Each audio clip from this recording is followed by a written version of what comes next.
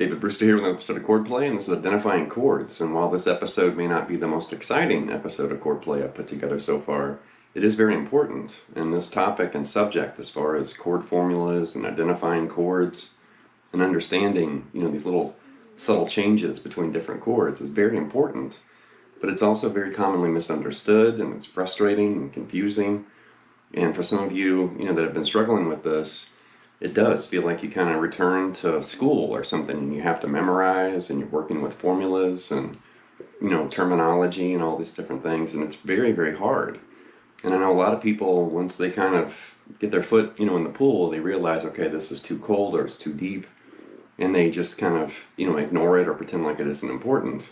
But this is very important. I mean, this is really what separates, a guitar owner from a musician, understanding the nuts and bolts of music and triads and chords and seventh chords and extensions and stuff. So this is really important, but I'm going to approach this in a really different way.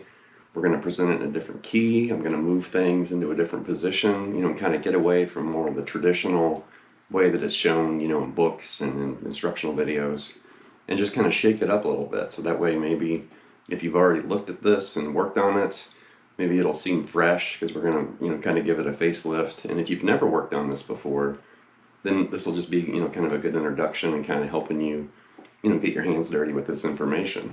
So here we go. This lesson's going to have a lot of images. I'm going to be flashing chord formulas and different things, just as we move along.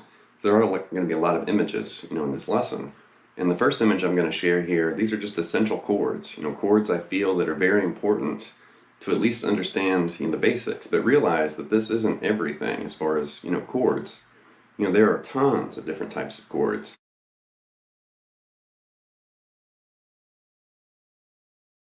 To get started here, the first thing we need to do is pick a key, and I'm going to go ahead and pick the key of A as our starting point, and that's just going to keep things really simple and easy to see, and you can kind of relate it to the alphabet, A, B, C, D, E, F, G, which are going to be, the notes that we're going to uncover.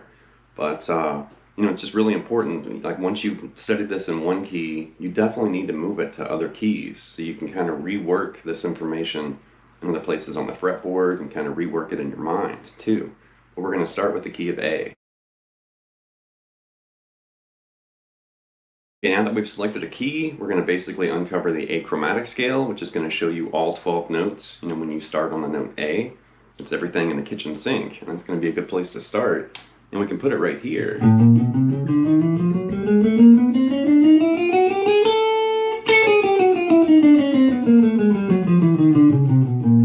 that's everything, right? It's actually a 2-octave A chromatic scale right there. But then if we look and analyze the notes of that scale, and then just, basically extract the notes we need to create A Aeolian, or the natural minor scale, and that's going to give us that really nice A, B, C, D, E, F, G, spelling, no sharps or flats, like this. And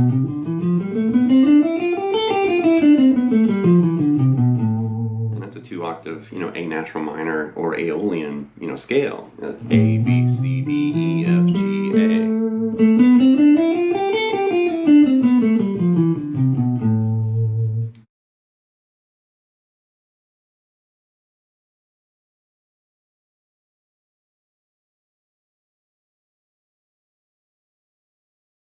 So if we take the A natural minor scale and then basically target the root, the third, and the fifth, that's going to create an A minor triad, or a 3-note chord. And so that's right here. There's your A, C, and E, and you can arrange those notes all over the place. And you can find them, all over the guitar neck, and they're everywhere. Really anywhere you have an A, if you have access to that C and E, then you can, play that triad. And hey Ace, did you realize an A minor triad, spells your name?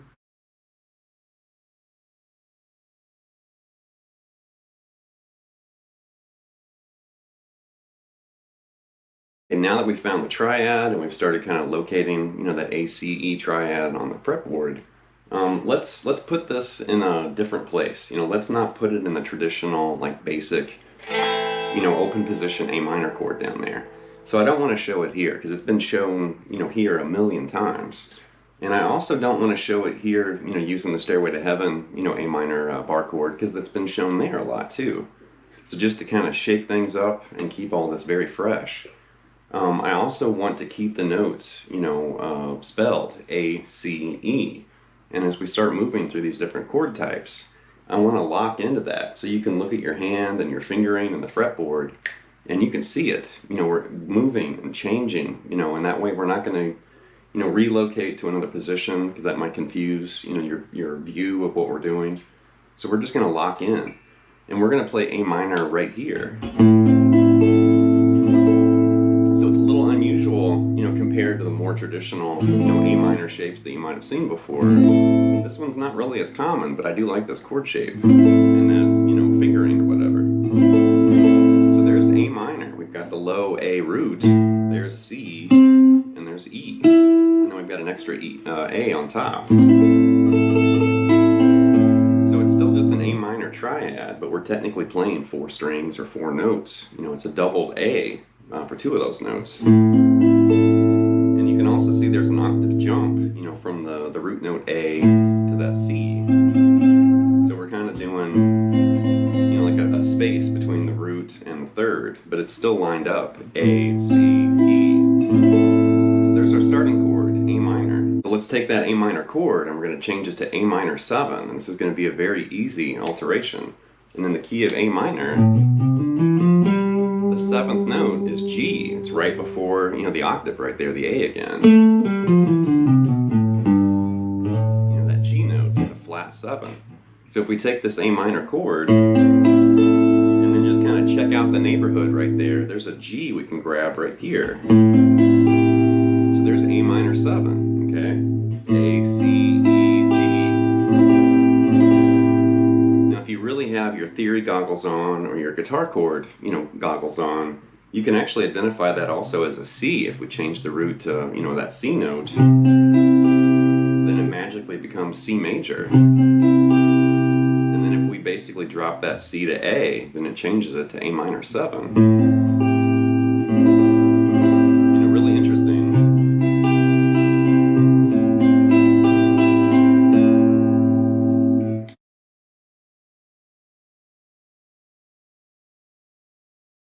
Next up, we're going to look at sus chords, and sus chords are very popular. I devoted an entire, Chordplay episode to Eddie Van Halen and his use of sus chords. And these have appeared a lot, in different episodes on this channel.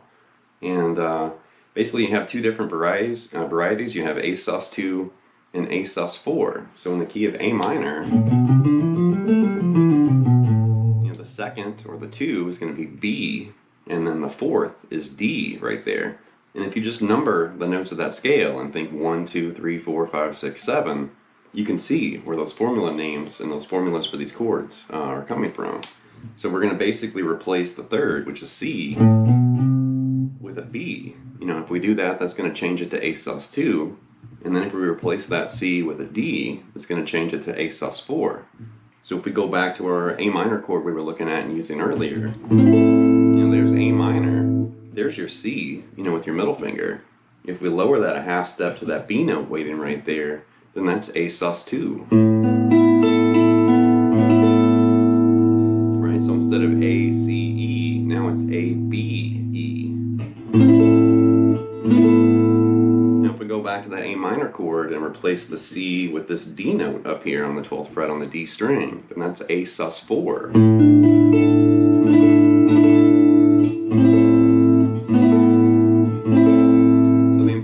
With sus chords is to remember you're replacing the 3rd. You're getting rid of the 3rd, and you're either putting the 2nd or the 4th in the chord you're playing. And that's really important to remember.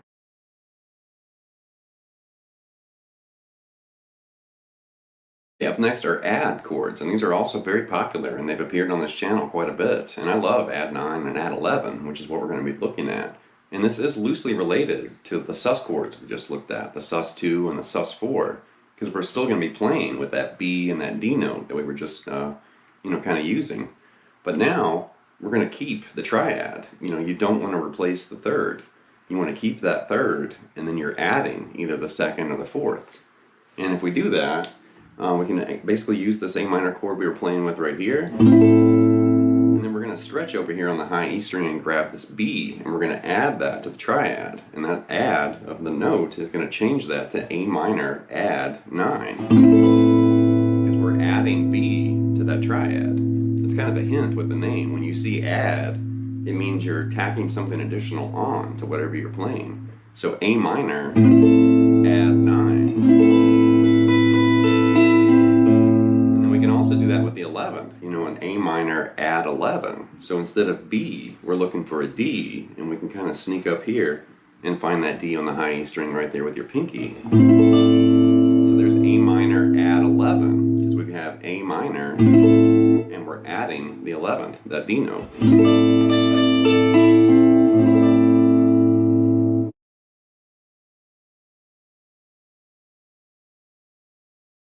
Up next, we're going to find an A minor 9.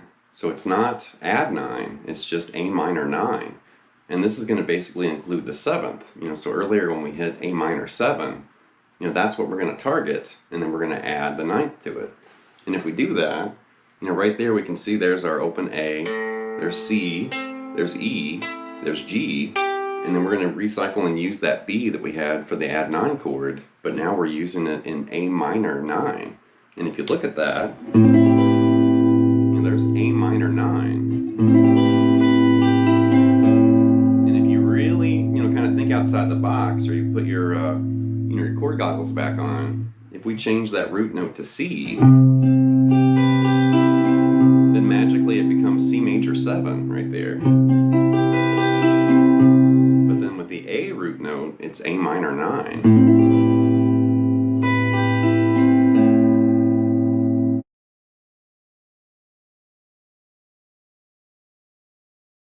We can find A minor 11 the same way. You know, we're going to basically, we're going to target that D that we had for the add 11. But now we're playing, you know, A minor 7 right here, and you're adding that D note. So now it's just A minor 11. So once again, there was, you know, the A minor 9. Change that B to D up here, and then you have A minor 11.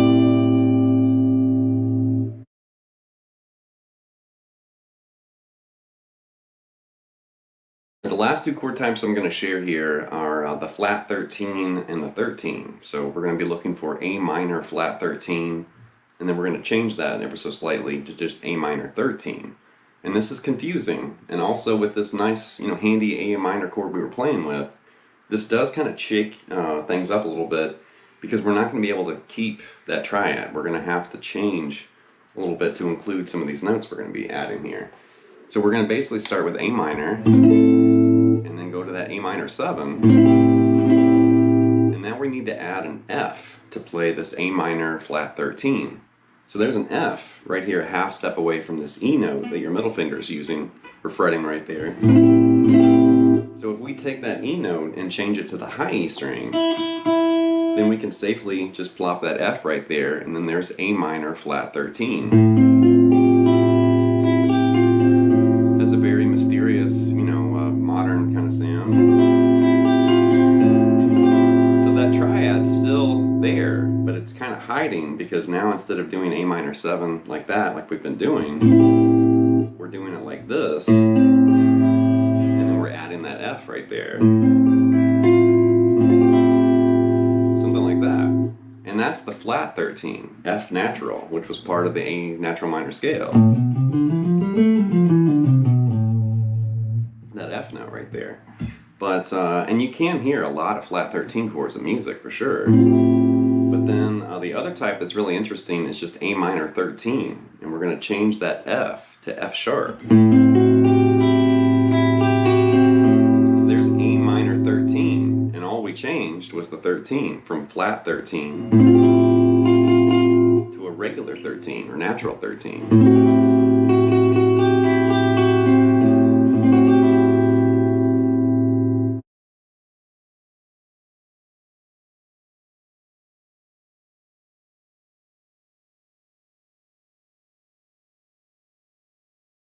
That's going to wrap this episode of Chordplay, and I may follow this with another installment just to go a little deeper. You know, depends on the feedback in the comments. But this is really just the we're just in the shallow end. We haven't even gone to the deep end, or we're not swimming in the ocean or anything yet. We're still just kind of playing and splashing around with this information, basic triads and seventh chords and some extensions. And then it continues, and you just keep morphing and changing, these notes and the formulas. And it does get very confusing.